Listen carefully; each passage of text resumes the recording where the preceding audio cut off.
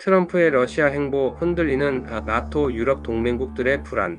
미국과 러시아의 평화 협상 소식이 전해지면서 유럽 동맹국들의 걱정이 커지고 있습니다. 트럼프 전 대통령이 우크라이나를 향해 강한 비판을 쏟아내고 나토의 역할에 의문을 던지면서 유럽 각국은 미국의 군사적 지원이 줄어드는 것이 아닌지 불안해하고 있습니다. 나토 하나가 아니면 아무것도 아니다. 나토는 1949년 소련의 위협에 대응하기 위해 창설된 군사 동맹입니다. 한 나라에 대한 공격은 곧 전체에 대한 공격이라는 원칙 아래 미국과 유럽이 함께 안보를 지켜왔죠.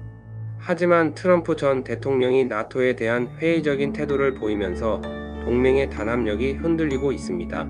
특히 미 국방장관 피트 헥세스가 미국은 더 이상 유럽의 안보에 의존하는 관계를 용납하지 않겠다라고 발언하면서 실제로 유럽 주둔 미군이 줄어들 가능성이 높아졌습니다.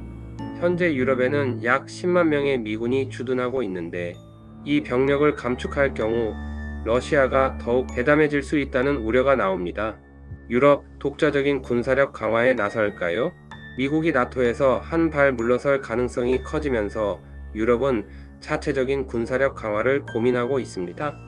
특히 프랑스의 마크롱 대통령은 유럽이 미국에 의존하지 않고 독자적인 방위를 구축해야 한다고 주장해왔죠. 독일과 덴마크를 비롯한 여러 유럽 국가들은 이미 군사 예산을 늘리며 대비에 나서고 있습니다. 덴마크는 국내 방위 산업 투자를 확대하기로 했고, 독일도 미국 무기 대신 유럽산 무기를 도입하는 방안을 검토 중입니다. 트럼프의 러시아 행보 누구에게 유리할까요? 한편 트럼프 전 대통령은 푸틴과의 관계 개선을 시도하며 러시아를 G7에 복귀시키는 방안을 논의 중입니다. 이는 2014년 크림반도 강제 합병 이후 러시아가 국제사회에서 고립된 흐름과 정반대되는 행보입니다. 또한 미국은 러시아의 우크라이나 침공 3주년을 맞아 유엔에서 논의된 러시아 규탄 결의안에도 공동 서명하지 않았습니다. 나토 내부에서는 트럼프가 우크라이나를 포기하려 한다는 우려의 목소리가 커지고 있습니다. 미국 없는 나토 가능할까요? 트럼프 전 대통령의 행보는 나토가 창설된 이후 가장 큰 시험대가 될 것으로 보입니다.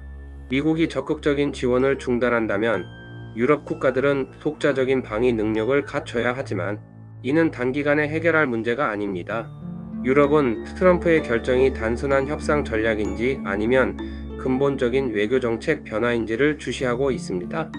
앞으로 미국이 실제로 유럽에서 군사력을 축소할지 나토가 단합된 대응을 이어갈 수 있을지 지켜봐야 할 시점입니다.